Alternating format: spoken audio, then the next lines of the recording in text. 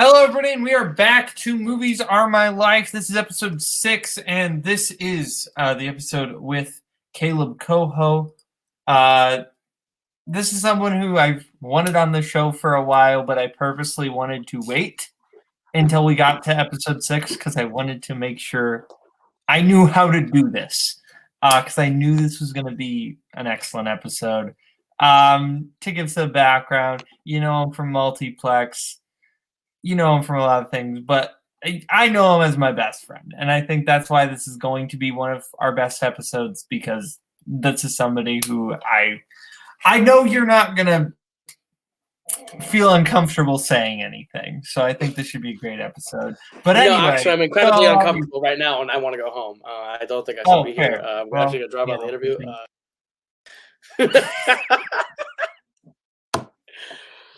is going to be great. So, how are you feeling? Oh, I didn't know there was a question. Look at us go. I feel good. I'm very nervous to do this. I've heard this gets super emotional and super real, and there's been people who make people cry and have deep emotional responses. And I asked Bo, and I was like, "Can I do one where my story's really fun and happy?" He's like, "Fuck you, no, make it depressing and sad." I was like, "Okay."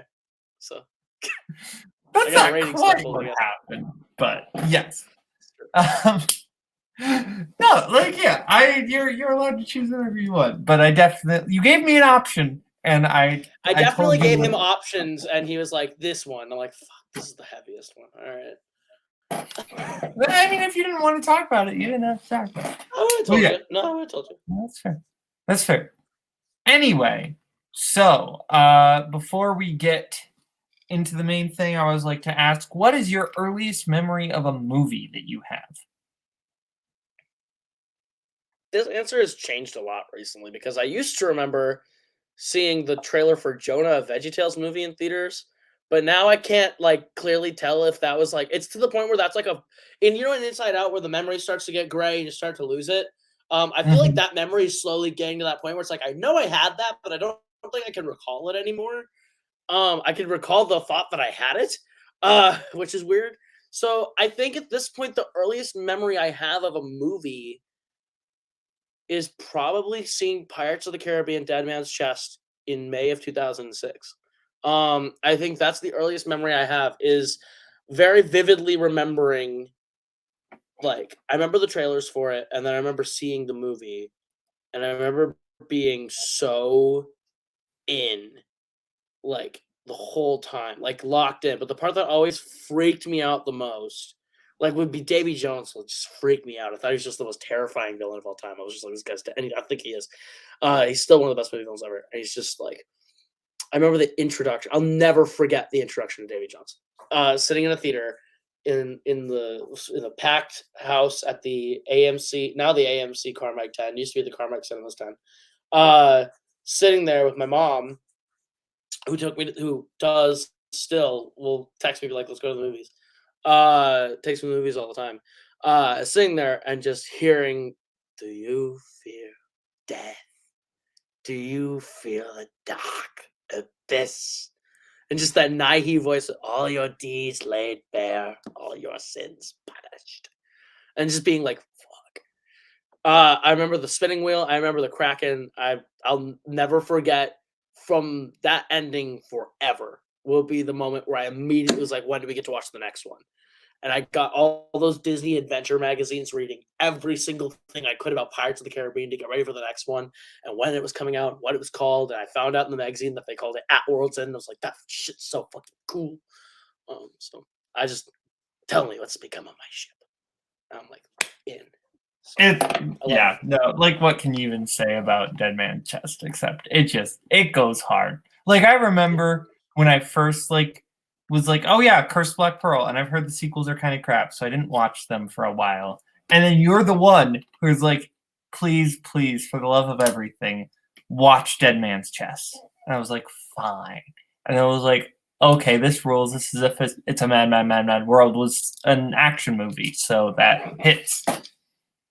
That was a thing I remember when I first got into the community, and everyone sort of has those movies that they bring with them that they champion as their favorites. And I will always mention I loved Pirates of the Caribbean, and everyone was always like, "Oh, those movies suck except for the first one." And then they'd mention like, "Yeah, Davy Jones is really cool, but like, the rest of the movies suck." And everyone would bring up things to me about the first Pirates that weren't in the first Pirates, where it was like, the music, like the certain music, and then hum the theme, and I'm like, yeah, that theme kind of is in the first one, but like the version that you're humming is from the second one. Like all the different pieces, like that you associate with the franchise are in the second one. That's the one where they become, Captain Jack Sparrow really becomes Captain Jack Sparrow as you know him, and like all the characters are the versions of them that you understand, and Davy Jones and the action and everything. So like I always came in with that one, started like a petition. I was like, everyone needs to reevaluate Dead Man's Chest because I think it's the best Pirates of the Caribbean movie, and everyone always said I was crazy.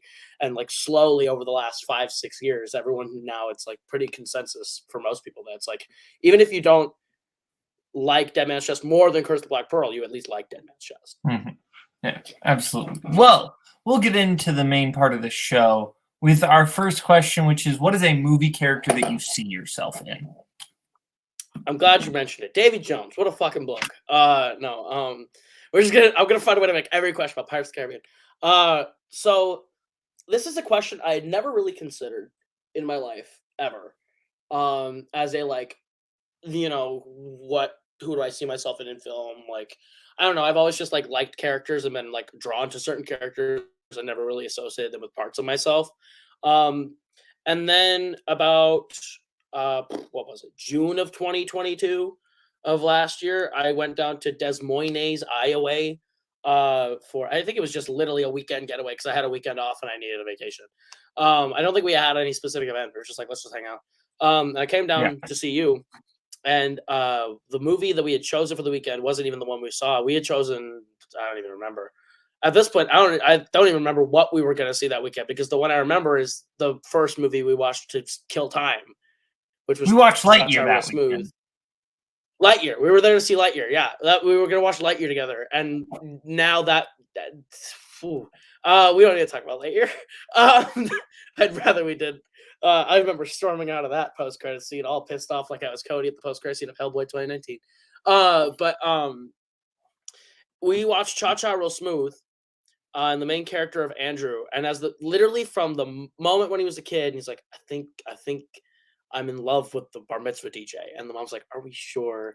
I just from that opening scene, I was like, wait a minute, and then like from there on, as the movie goes, we kept having this moment where we just kept looking at each other because we both immediately recognized this character is almost me to a T. Andrew in Cha Cha Real Smooth is a character who I deeply relate to the point where this movie works for me in such a transcendent way because a lot of these things are things I've actually experienced personally. To the point where, like, if there weren't such specific details about, like, bar mitzvahs and, like, Jewish families, I'd be like, did someone steal my life and make a movie? Like, I felt so seen by Cha Cha Real Smooth and the main character of Andrew in a way I'd never felt before.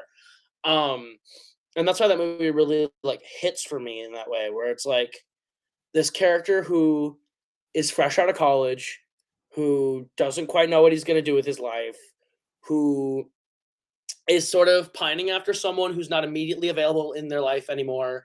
And it's this sort of like, it was this really weird moment in time for me where I was like, wow, that is me. Right now, I'm watching me. He's 22 in the movie. I was 22 when I watched the movie. Like, we were at the exact same point in life. And the scenario where he falls in love with a woman who's engaged and older than him, I was like, I've been in that relationship. I've done that. I've been through that. I'm like, so that's like something that's really insane to me. That like watching it, it was just like this. I was like I think after like 10, 15 minutes of this movie and us consistently like looking back at each other, being like, what the fuck? Like I stopped even looking. I was just like this the whole time, just like locked in. And we walked out of it. And I was like instant 5 stars. And I was like looking at everyone else's reviews and being like, who else has seen this movie? Who did they like the main character? Because does that mean they like me or do they not like me?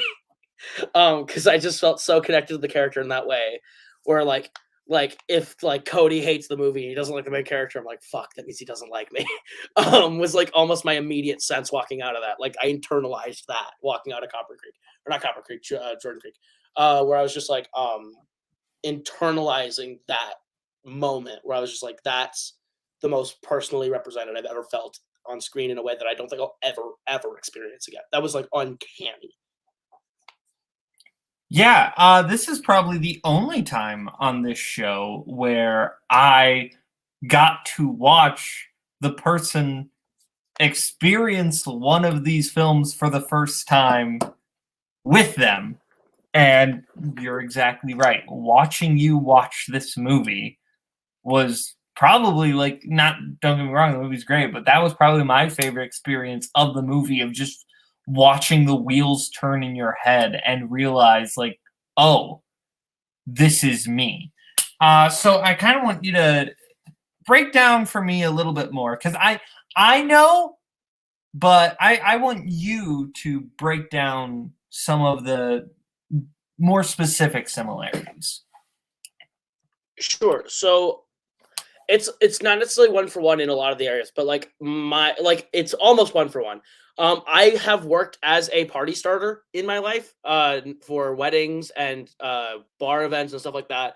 I've been a karaoke DJ, and so I've done a lot of the scenes that he's done, to come up with the games, to find the way to get people on the floor, to like find the right songs, to get people to be enjoying themselves, to get people involved in the conversation and the party, and that's really like a job that I have really loved doing. I've done that as like a side project from radio, and I've done that as part of the radio, and I've done that for a lot of things where that's just part of the job. And that's really been one of my favorite jobs ever. And so to see that job represented on screen was really fun, because they do it really well. That's like really accurate to what you do. And like his relationship to his younger brother is pretty similar to the relationship I have with my younger sister. Like we have the exact same sort of like, she's 5 years younger than me, so it's not quite the age gap of like 10 years that those two have. So like she still understands a lot of what I know, and like there's 5 years is still significant enough where she says something and I don't understand what the fuck it means. Sometimes where it's like she has a new TikTok slang that I just don't understand, or like, but she's old enough, like close enough in age with me, where we've enjoyed some of the same things, where we both remember the Hunger Games in 2012, because I like that was a moment for both of us. Or like we both remember when we both have grown up with My Chemical Romance and Panic at the Disco as favorite bands, and that's mostly because that's what I listen to. So she listened to it, but we both love it, and like things like that, where it's like we're close enough in age where we've experienced the same things, but we're far enough apart where we also have entirely different perspective experiences on the same situations. Um, and so with our parents and her, it's a little bit different than my parents and me. As the older kid, they usually have been able to be like, Caleb can do whatever he needs. We're here to support whatever. But with Abby, she's usually, which people on Multiplex Entertainment have seen Abby. She kicked the shit out of Eli Boatman in a trivia match. It was pretty great. You should go watch it. Co-host of the Boatmans. But she's a very introverted, shy person, but very, very artistic and very like she has a lot to say and doesn't know how to say it. And so oftentimes I have been the only person who was trying and willing to listen to it like the way that she needs, because I know how to I've been through a lot of the same things as her, in the sense of like not fitting in, having that anxiety and that depression in high school, and like not feeling like you fit in anywhere. Um and like having it get pretty serious for you personally. And so like I like I am like Andrew in that sense with his younger brother, where it's like no one's really listening to his younger brother except Andrew, who is really the one raising him in a lot of ways, where he's like, this is what you do when you want to get your first kiss. This is how you talk to the whatever. And so like for my sister, we have that same relationship, because I'm the only one that really is trying to listen to her in the way that she needs to be listened to. And like, so seeing that represented was really big, and really special to me. And like, I feel like I know what you want me to talk about, and I'm trying to like I'm doing the thing where I'm like dancing my way around it without having to get to it. Um, yeah, fine, I'll do it. God, I was once in a relationship with a woman who was a little bit older than me, and was getting engaged. I had no idea she was getting engaged when we met. But it was like a thing where it was like friends, but we liked each other a lot more, but we never really made it a thing. So we would like see each other a lot. We like spend time with each other. Um, I spent time a lot with her kid, who she was raising alone. That was not the kid that it like wasn't her fiance's child.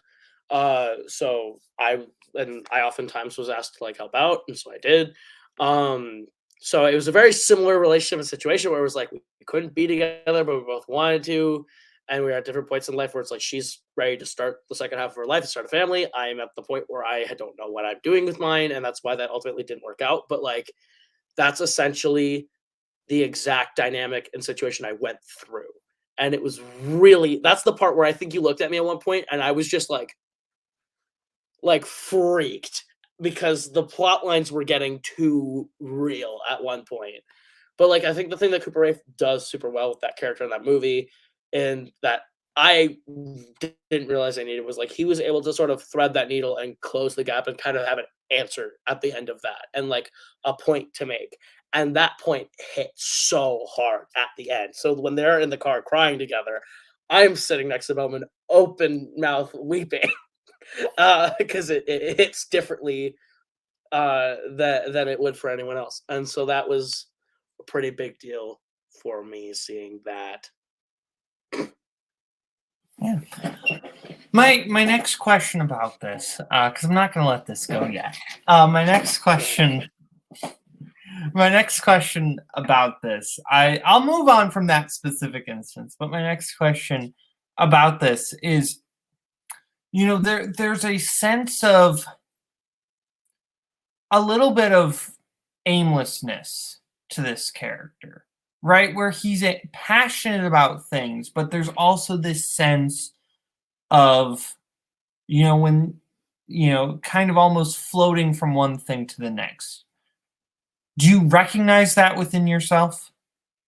I mean, definitely. Like, especially at that point last year where it was like I had just dropped out of college, I think at that point, or I had just finished. Yeah, at that point, I had just finished my makeup degree, where it was like I went to Full Sail University for creative writing, and I went for about 2 years. I kept flunking classes because like I just didn't see the point, and I was trying my best at them, and I was turning in assignments to keep it going. But they were sending me books that I had already read, and it felt like I was just wasting money and time, and so I finally dropped out. Um, and then they called me about 2 months later and were like, "Hey, we have this program where you can clear out your tuition debt with us. We'll forgive it entirely if you can pass this 6-month course, and you'll get a certificate in marketing." And I was like, "Yeah, sure." So technically speaking, I am a college graduate. I have a certificate in marketing. It's not what I went to school for. It's not what I wanted necessarily. It's not something I'm like not happy about having because like marketing was like always the backup plan. Weirdly enough, like in high school, or I was like, if you don't get to make movies, you're gonna have to be a marketer for someone because you have to use your ideas somehow. Because I just have this thing where I can come up with stuff quick on the fly. As you can see on Shooting the Shit with Mike Hanley, where we accidentally come up with how to fix the Oscars in under 5 minutes on accident. But we, yeah, so like that's, I just lost my whole train of thought. That's sort of a feeling I've had with the aimlessness was at that point, I had just gotten out of finishing on my degree. I was working at FedEx with my dad because at that point during the pandemic, I had no job besides the radio station. The radio station wasn't paying me anything because we didn't have events. So I was making very little money. That's also the year where you'll see me with purple hair and beating Dominic Rizzi 33-32, and playing some of my best trivia evers because I had nothing to do. I was locked at home. I didn't have a job. And I wasn't quite sure what I was going to do because the pandemic really threw off my whole mojo. And then 2022 comes through. 2021 comes through. I start working at FedEx because my dad works at FedEx. He's like, "Hey, we're hiring. You can work part-time and make this much money." So I started working part-time with that and still with the radio station, which I've now been at for 6 years. Literally, I started doing the radio station the same year that I started doing like at the same time as I did multiplex. So that's how I know how long it's been.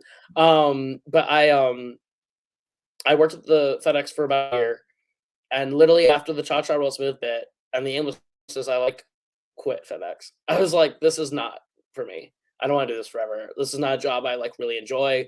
I like the money. I don't like the job. I don't like the people. I'm the youngest person there by like 30 years. It's not that I don't like working with my dad, but it was like I always felt like everyone was looking at me weird because I was Casey's kid, not because I was me. So no one was ever getting the chance to know me. They're always just like, "You're Casey's kid." And if anyone and everyone was always worried about messing with me because they were like, "Oh, we mess with him, then we're messing with Casey, and Casey has to get involved." Da, da, da, da. My boss even didn't like that. So it was just to the point where I was like, "It's not going to work with me working with my dad unless it's like our company or something." And so I was just like, I literally on the 8-hour drive home from Des Moines, I was listening to the Cha Cha Real Smooth soundtrack and contemplating what my next plan is. So I went back to Jimmy John's, which I'd worked at before FedEx briefly as a third job, and made that my main one.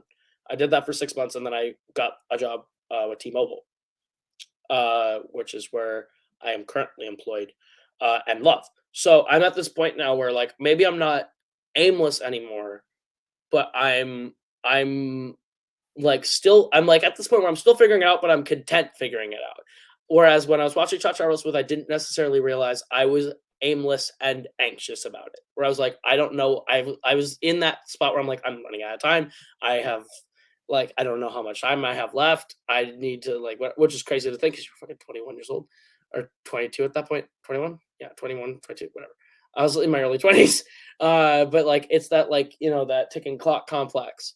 Where like you're wasting time, you're floating around aimlessly. And now at this point I would say that I'm not aimless, I'm just comfortably waiting for the next thing. And that's a lesson I learned from watching Cha Cha Real Smooth, which is really is the lesson of Cha Cha Real Smooth. Is not being is not you're not lost, you're just waiting. You're just waiting for someone to come by. There's a difference between being lost and being alone. And like you're gonna find your way. It's just you're waiting for the right sign to go in the right direction. You're waiting for the smoke signal in the forest to rise up before you just start walking aimlessly into the woods. And that's sort of the spot that I'm at. And I'm like kind of pretty content with that. So that's a Cha Cha Real Smooth lesson learned. Yeah, no, that's incredibly insightful. And yeah, I don't really have anything else to add to that other than I think that this goes to show kind of the whole point of the show and why I do this show, which is that these characters that we see ourselves in can also affect this change, because we saw that with Aaron on his episode about how Brazil made him quit his job, and it did the same for you with that. And I think that's fascinating. Do you have anything I else didn't to add realize on I honestly didn't what? realize it until like just now that like Cha Cha Real Smooth is the reason I quit my job at FedEx. Like that's a realization I just realized talking through it. But yeah. So thank you, Cooper Rafe. You saved me from 401k and a pension and a job that I really didn't like.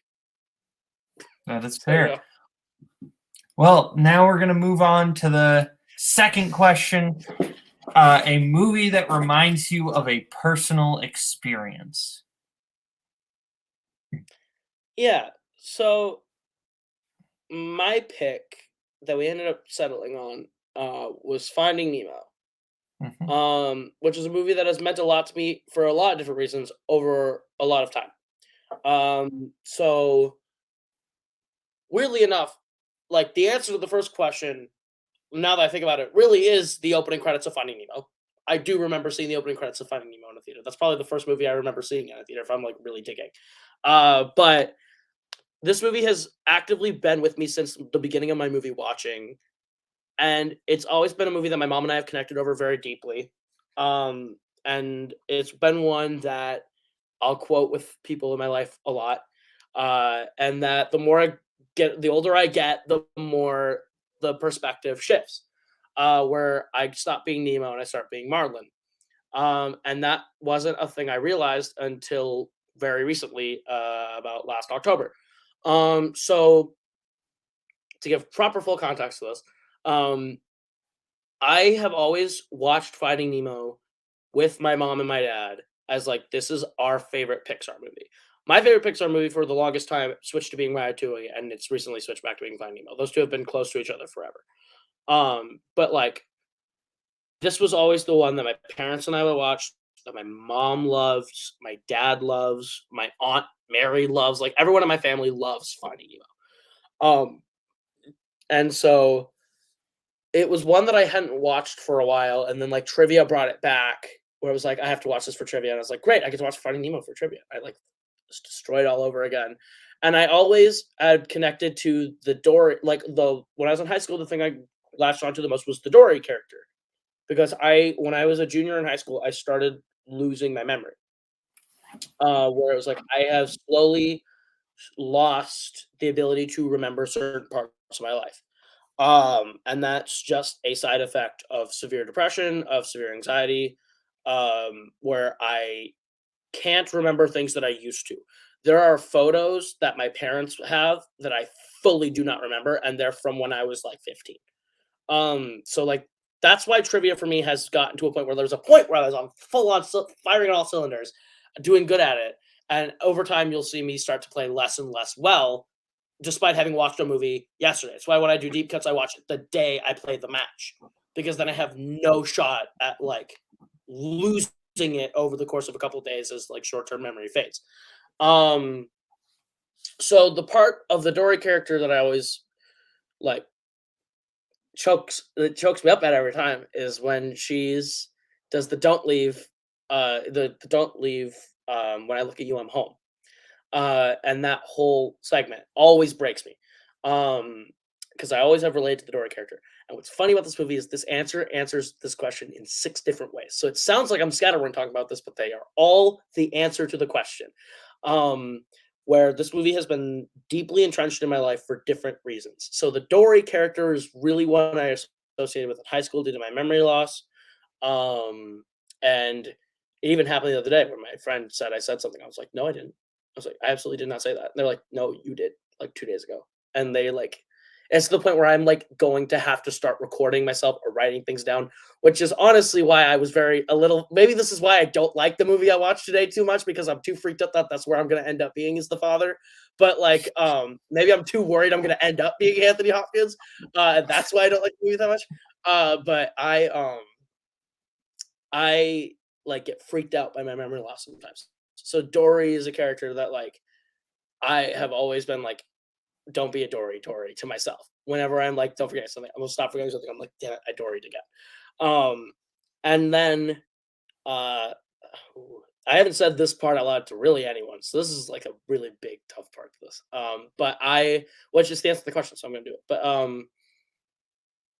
I reconnected with an ex-girlfriend uh about October when we went to Los Angeles.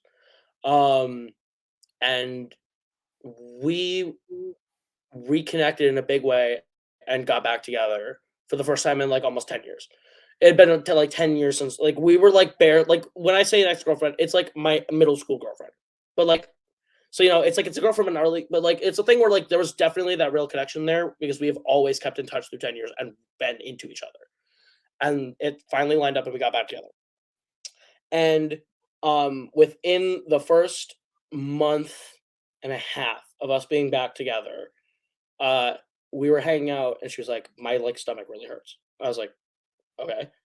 I was like, it's like a you eat" like, she always has, like, stomach pains for, like, plethora of health reasons. So I was just like, "Is it one of those? Like, what's going on?" And a couple days later, she texts me and she's like, "I'm late." And so I was like, "Okay." And in that moment, it was like, "Okay, if she's pregnant, am I gonna be a dad? I'm 23. That is crazy. I didn't think I would be one of those this early. What would that be like?" And I like mentally started preparing myself for the idea that I'm going to be a dad. And I remember going over to her place that night and I walk in, she's watching Finding Nemo. And so we sat down and we watched Finding Nemo, which had been her comfort movie forever, which is just another weird way of everything tying back together. Is we're watching Finding Nemo at her place, and she's like, "I'm pretty sure I'm pregnant." And I'm like, "Okay, we're keeping it." And she's like, "Yeah, we're keeping it." I'm like, "Okay, cool." Like we're on the same page. Like basically I was like, "What do you want to do?" I know what she wanted to do, so I was just being supportive of it. But like we were in that position where I was like, we're probably gonna be parents. Like it's a thing that's gonna happen, so we better get ready. She's a mom, so it's like she's been through it. So like she wasn't like too freaked out at the idea of being a mom again. but she was like, I wasn't planning on it. And I'm like, I have no idea what I'm doing. But I'm gonna do my best. And I remember watching Finding Nemo that night, and that was the first time I watched it from the perspective of Marlin. And the more I watched it through those eyes, I started seeing a lot of similarities in just how I had been thinking the entire day. Where it was like, okay, so I'm like, so if this person, little person, comes in the world, and I'm responsible for it, then it's like I got to do this, and I can't let them on my sight. I can't let them do this. I can't do this. And the more I was watching it and watching Marlon, I was almost not. I was half watching the movie and half in my own head thinking about the whole thing. Um, and I remember the part where I just started crying because a light bulb hit, and like she was like, "You okay?" And I was just like, "I think I figured it all out." It was the moment where I will say, that moment I was ready, where I was like, "I am ready to be a dad." Whereas like not in the way where it's like, oh, I gotta change diapers, do formula or anything. Like it's just that mentally, like I can do this. Whereas like that moment was like, I'm going to be able to do this. Was when Dory and Marlin are swimming, and she's like, well, you can't let anything. You can't not let anything happen to him. Then nothing would ever happen to him. That was fun for poor Fabio. And I was like, that line just clicked. It was like a light bulb. Or it was just like, that's it.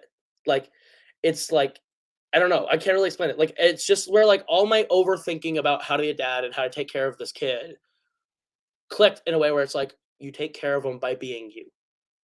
You be yourself. They're gonna love you for being you because you're their dad, and you're gonna love them because they're your kid. And that part is gonna work just fine, just by being you. All you have to do is make sure this person makes it from cradle to high school to 18 and don't fuck them up too much.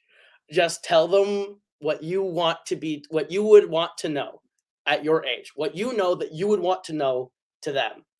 In that sense, where it was like, I just need to tell them when they're 6 the things I would want to know when I was 6, and like treat them like my kid. Like basically, that's my kid. Like basically, I don't know. It's hard to explain. Like my how to click with a little version of Caleb running around, and I just like completely locked in on that from that line. Um, and then 3 days later, I'm here. Actually, I'm back up in this room, exactly where I'm sitting right now.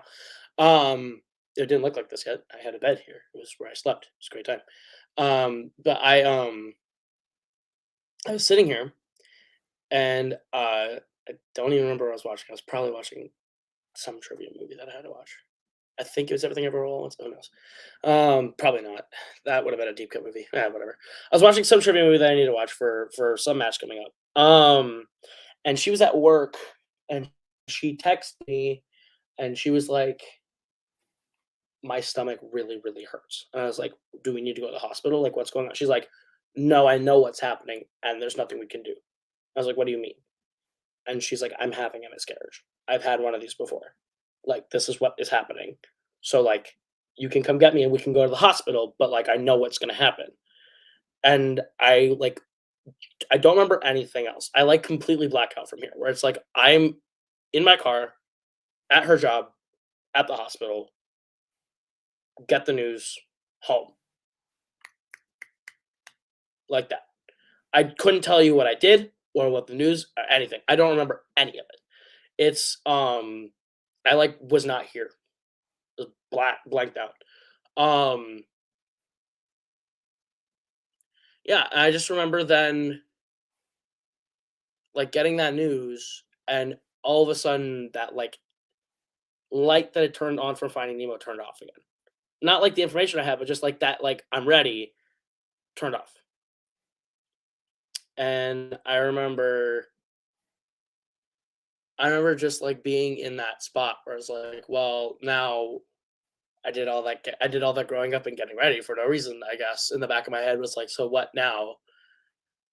And like, I don't know. That's probably a really fucked up response to have, but like, it was just that moment where I was like, so now what happens? Because now I was like, I'm a dad, and now I'm like, now what am I? And like, a lot of people around me were like, no, you just go back to being you. And I was like, well, that me doesn't exist anymore because that light switched. I'm ready to be Caleb, dad Koho, Dadicus, whatever. I was like, I'm ready to, be a dad. And then it's gone, and you have to go back to being a 23-year-old kid, but you just went through a major maturity change in that moment. So it was just kind of like a moment where, like 6 hours ago, I was watching movies for online competitive movie trivia. And 6 hours later, I'm like, why the fuck do I play trivia? Why do I do that? Why am I still playing trivia? Why do I still do this? Why do I still do that? Like, why am I doing the things I'm doing? Really? Is it because I have friends who play here and I don't want to let them down, or am I doing it because I want to? And the answer over time slowly became, I don't want to. I'm doing this because this is what I've always done. Because when I got out of my really intense engagement back in 2018, I threw myself into running fandom and playing stuff and playing trivia, and that was all I knew, and that became the thing I would do to take up the time, so I didn't have to think about things. And then now here I was about to be a dad, and now not a dad anymore. And so what purpose does this serve me now? Because life is so much bigger than that. Because everyone was always like, "Oh yeah, real life comes first," and I always say that, yeah, real life comes first. And I got to that point where I'm like, what is my real life? Because my real life has become my trivia life. Um, my real life is making sure that at Monday at 8 p.m. I am on call to manage Cameron Holtzman in a fandom match, and then at 10 p.m. I need to be on to manage Jack Pinchuk in a fandom match, and then in between that I have enough time to go judge a debate for Tim, and we have an admin meeting at this time, and I got miscellaneous on Monday, and your sucks on Wednesday, and it was just like my life had become that because that's what I wanted it to be. And then in that moment I was like, maybe I'm neglecting real life too much because the fake one has been the real one. Um, and that's why, Letterboxd followers, I watched Finding Nemo an ungodly amount last year. Because me and my partner would watch Finding Nemo daily because that was the movie we watched when we found out. When we really knew. That was the movie for me. Every time I watch it now, I watch it from Marlon's perspective. And it took me a long time in the last couple months. It took me a while in these last couple months. I say long time. Time's relative. It's weird, guys. In the last several months, it's become this sense of when I watch it, it's not a reminder of what I've lost. It's a look at what I'm going to have someday. It wasn't a no, it was a not right now. And that's the way I have to cope with it. Because to me and to my girlfriend at the time, that was a huge thing for us. Where it was like she was very worried that it was her fault, and I was like, I don't think it's anyone's fault. I think it's just a thing that happens. Um, and I don't think anyone is at fault in it. I just think that's a thing that happens, but it doesn't change that there's a whole reality where I have a little boy or a little girl or a little person who I am a dad to.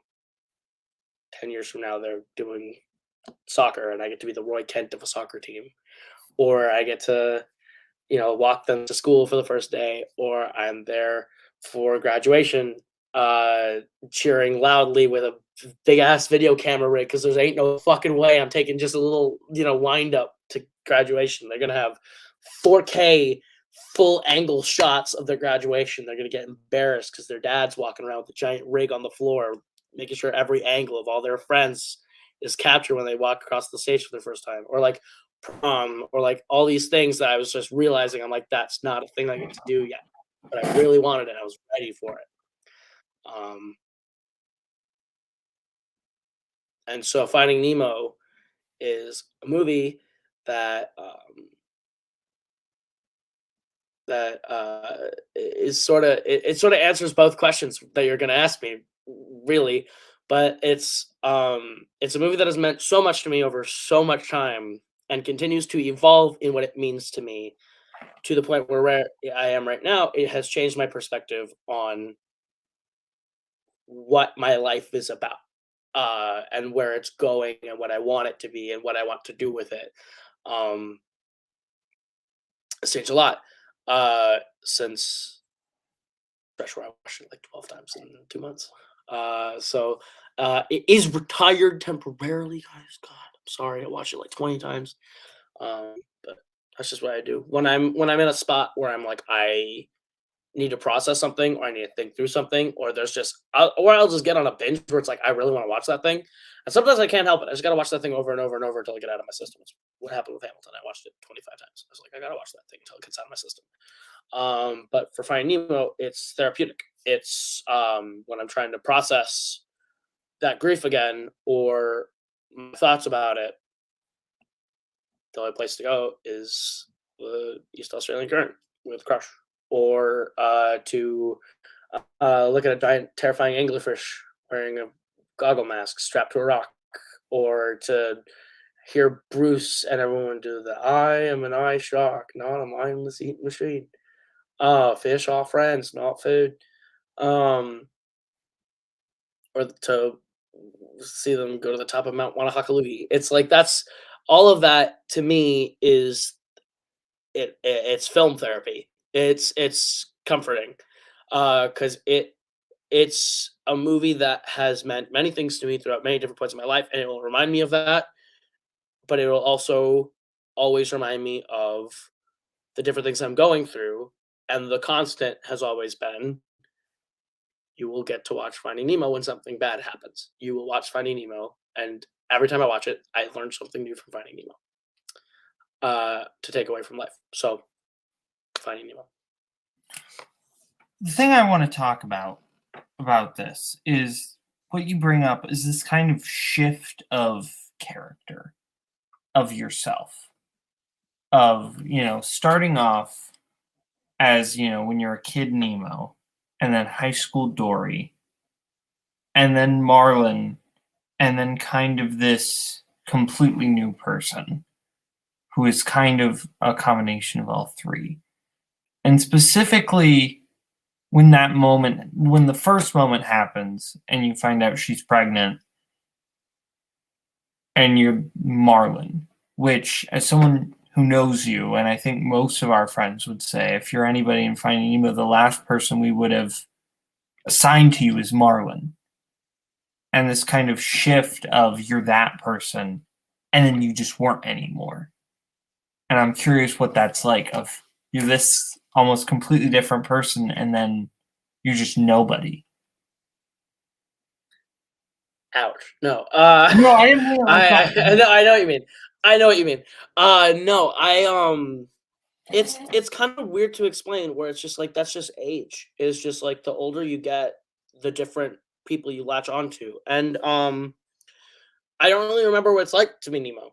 I couldn't tell you. That's the part where it's like you just watch it and you're like, oh yeah, parents don't understand, I guess. Or like if I were lost, I would want my mom, I guess, is like the way to view it when you're Nemo. But like for me, going from always watching it and associating with Dory, which is why I was kind of excited for Finding Dory, and I was so fucking disappointed, was that it was kind of nice to see.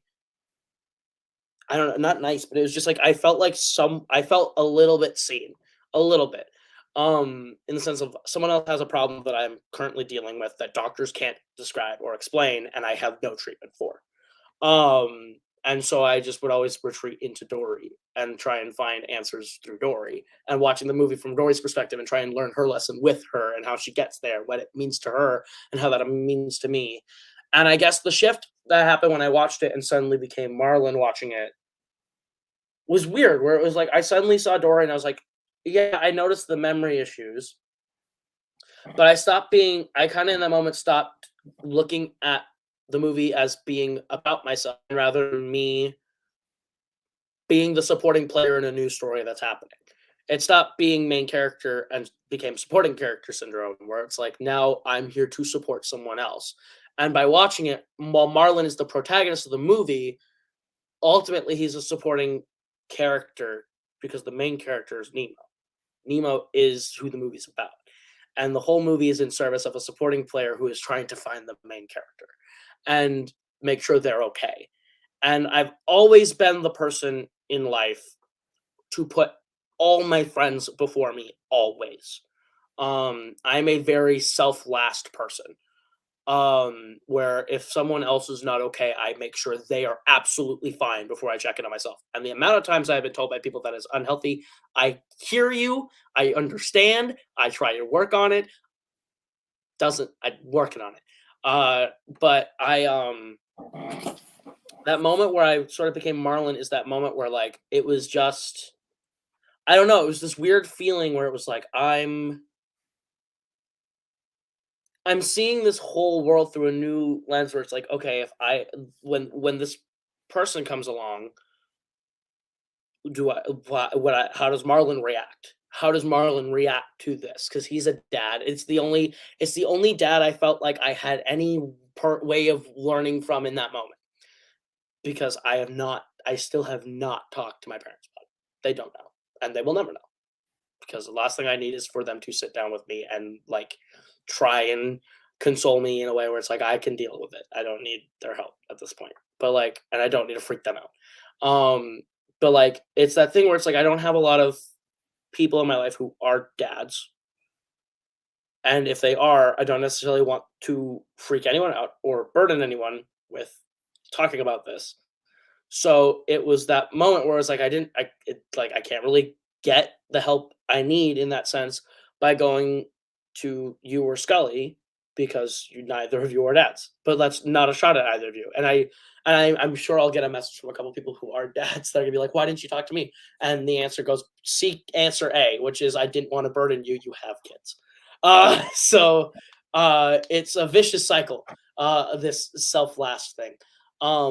So I felt like watching Marlon's perspective was me trying to get the answers, and I feel like I did, weirdly enough, get answers from watching Marlon of what not to do and then what to do, how to be loving without controlling, and they basically went through. I learned a lesson that I probably wouldn't have needed to necessarily learn until that kid was 3 or 4, but I was learning before they were even born.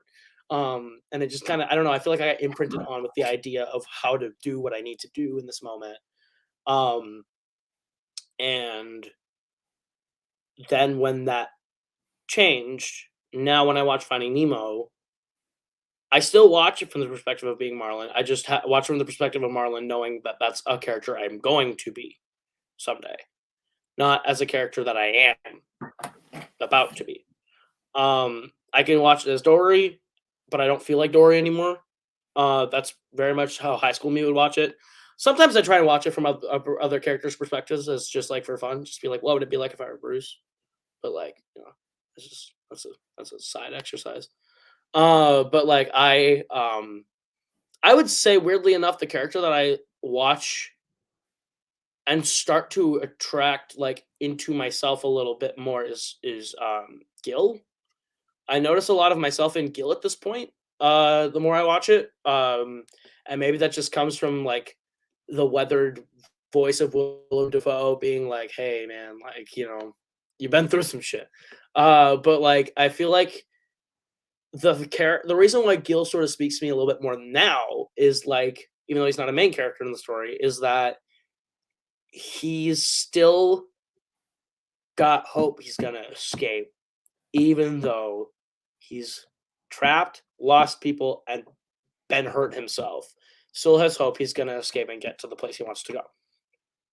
And that's sort of the character that I most associate with now at this point, because I know I'm gonna be Marlin.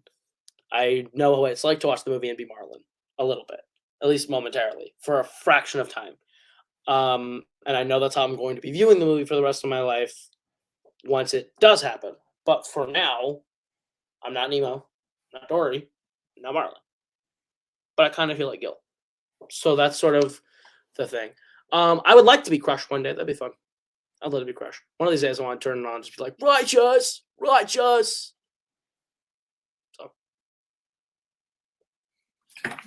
The one thing I'm gonna say before we move on is I want to hit on that self last, because I think that yes, that's who you are, as someone who I feel like knows you better than 95% of people in this community. You're someone who doesn't like to reach out. like you like to reach out on for other people, but you don't like to reach out for yourself. And you don't like to admit when you're struggling. And I know how hard it probably was for you to talk about the stuff that you talked about, because I know you don't like to admit when you're struggling. And thank you for doing that.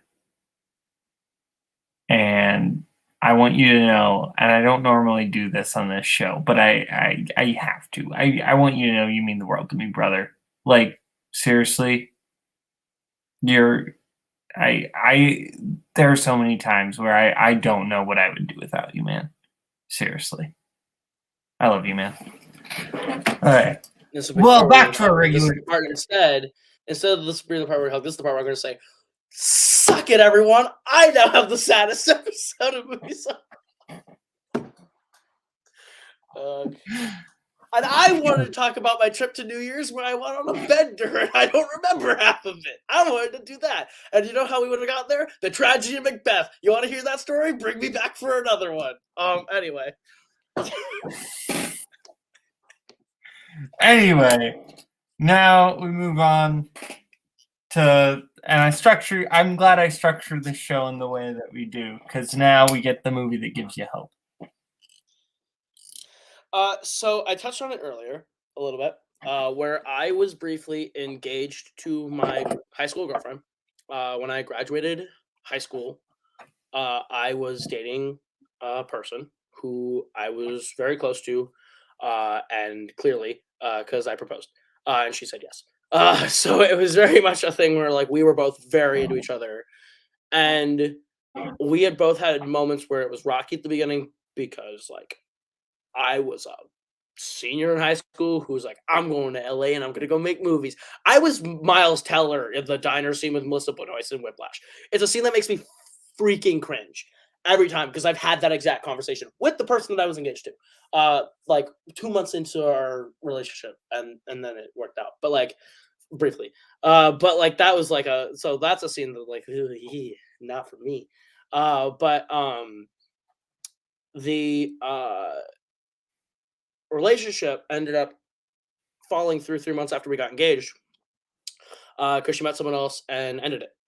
And that broke me because I was so attached to this person in a way where we were working the same job. We were, which I had helped her get.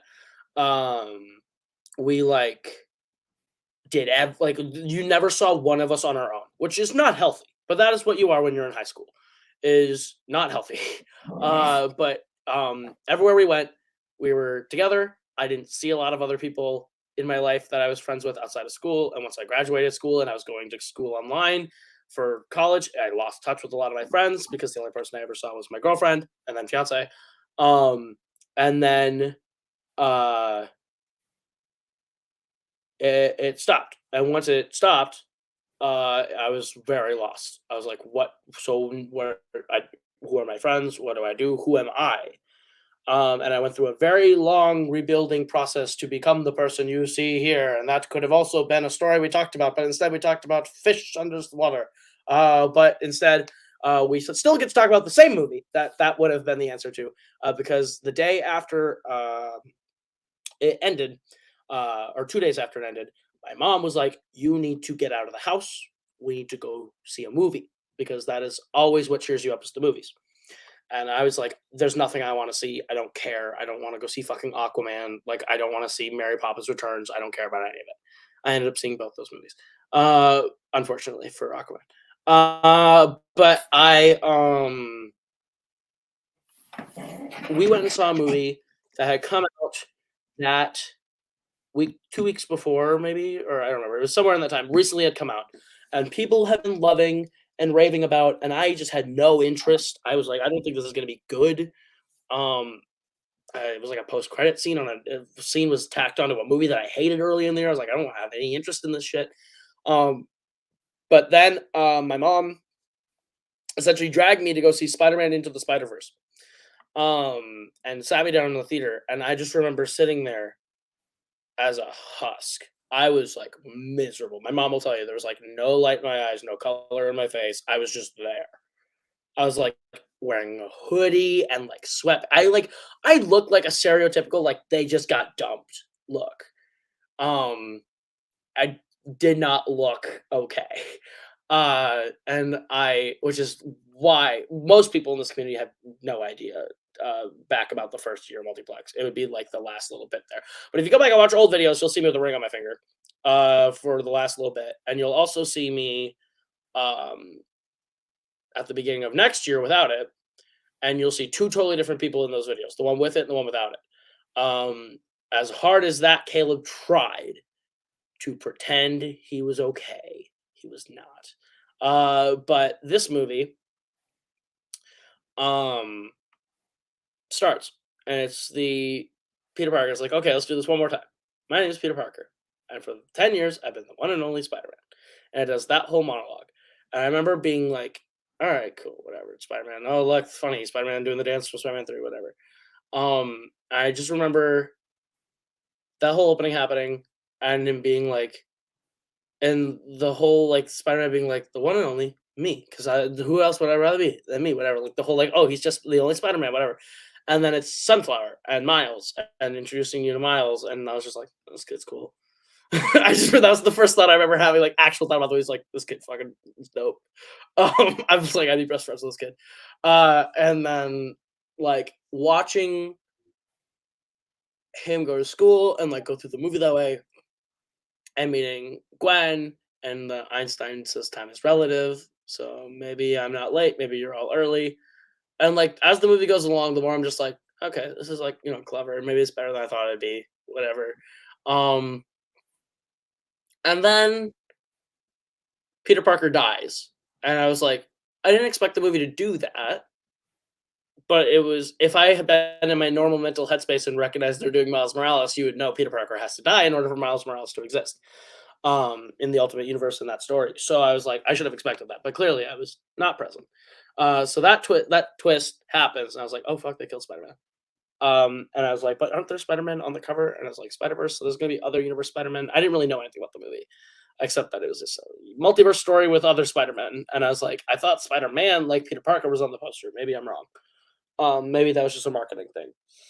And then they do the funeral, and I'm honestly like super like already like emotional, so I get all welled up in tears listening to the whole anyway, come here the mask. He's counting on you. He's counting on me. He's not really counting on you. I think it's more of a metaphor. Like that whole run of like and Stan Lee had just died in his cameo happened, so I'm a mess at this point. I'm like just a total ball of just tears going through this movie, being like, wow, fuck you, movie, you're just breaking my heart. And then Peter B. Parker comes along. And it's all right, let's do this one more time. My name is Peter B. Parker, and for the last 15 years, or 15 or 25, I have been the one and only Spider Man. And does his intro where he and Mary Jane break up, and they're not together. And now I'm really not okay. I'm like, fuck, this movie's got that whole thing going on. I'm never going to have that. I'm not going to find that.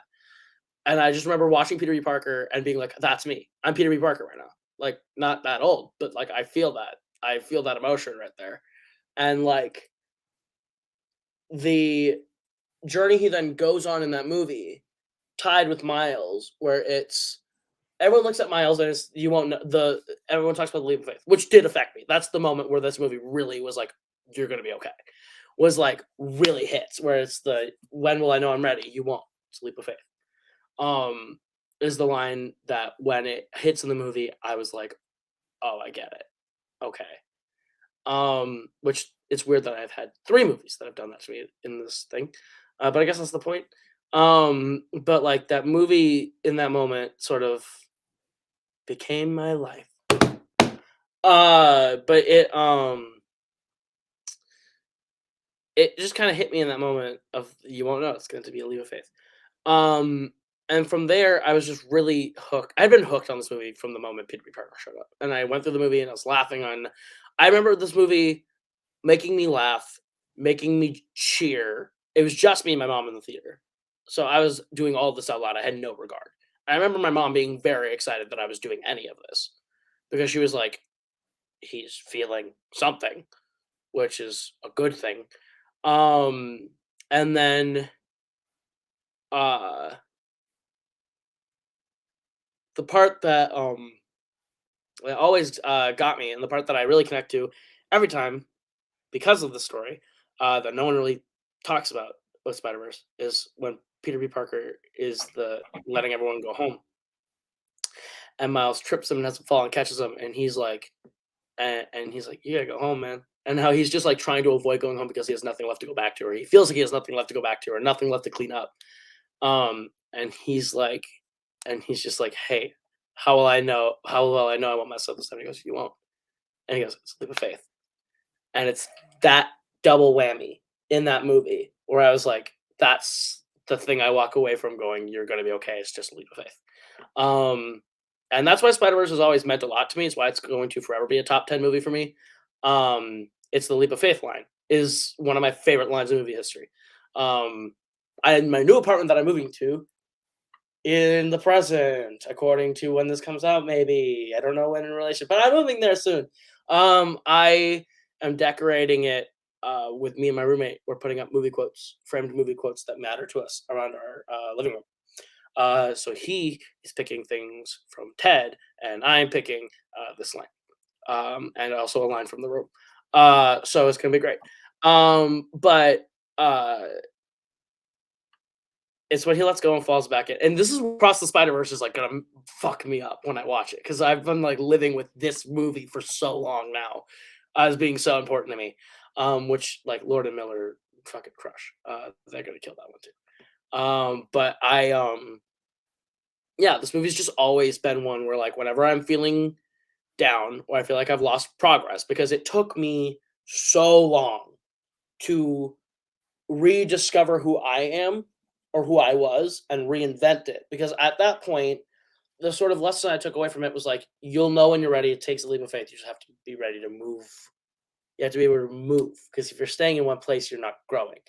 And so it took me a while. It took a lot of hair color, a lot of hair dye to do it. A lot of hair dye, a lot of not kid friendly things to say, a lot of a lot of different sort of adventures that I went on throughout the last couple of years on my own little side quests separate from this main community story that I've been on. A lot of Beard After Hours episodes of basically rebuilding the person I wanted to be, where it was like, what do I want to be? And who do I think I can be? And who am I? What do I like about me? Where it was like, do I like this or do I like this? Or do I like this? Or like, do I like coloring my hair? Am I the person who likes having dyed hair? The answer was yes. And now it is no. Because I don't want to wash it out again. Bleach hurts after the 12th time. And it's the what do you do to express yourself? How do you find what makes you happy? What doesn't make you happy? What makes you what are you passionate about? What kind of stories are in you that you want to tell now? Like what kind of things drive you and motivate you? And there's a lot of hard questions that when you go through something like that, you then have to turn around and look at yourself and find an answer to. And it takes a while to find those answers. But it took me a while and eventually I got there where it was like, this is who I am. I use humor as a defense mechanism. Uh, um, but I found myself again, and I like the person I am way more now than I was then. And that sort of came with the nudging of a fandom film that was asked to death in the year 2019 because one Caleb Koho would only watch that one movie and not the Lord of the Rings. So there you go.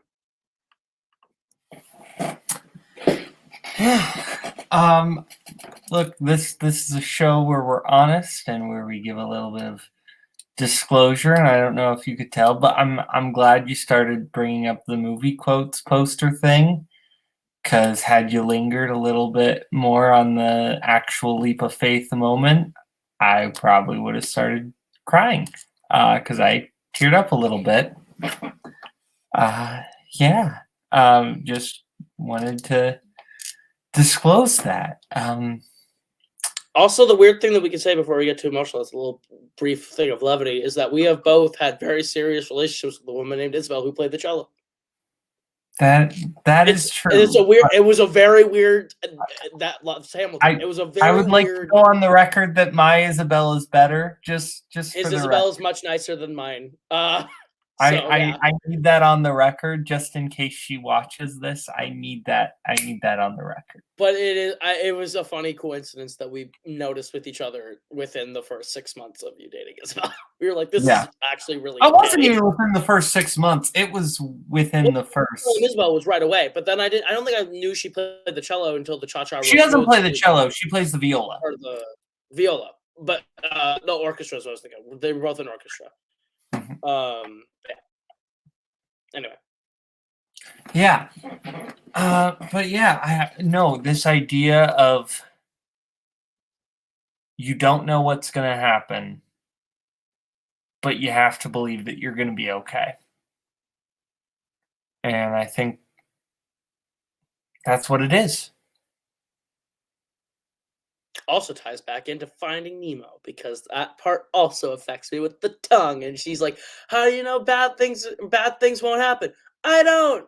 And then they let go and fall. But both very similar scenes that do the same thing to me in both ways. There you go. Just saying, Finding Nemo is probably the most important movie of my life, if we're being completely honest with ourselves. So there you go. That's fair, man. Across the Spider-Verse, gonna rule. That's all I'm saying. Oscar Isaac, Best Actor, 2022, 3. What year are on for that movie? Gonna be great. Can't wait. Thank you, Koho, for being here. I really appreciated this. You're welcome for making your show better. And now the defense mechanism that everyone hates before is back. The veneer is back. I've shared too much. I need Fun DMC to continue hating me so I don't share too much information. Nah, I don't care. Those guys are nice. That's fair. You're all cool. You're all cool. I like you all. Well, thank you, man. Thank you. I love you, man. Okay. Well, thank you, everyone, for watching. This has been Movies Are My Life. I love doing this show. We'll see you later. Bye.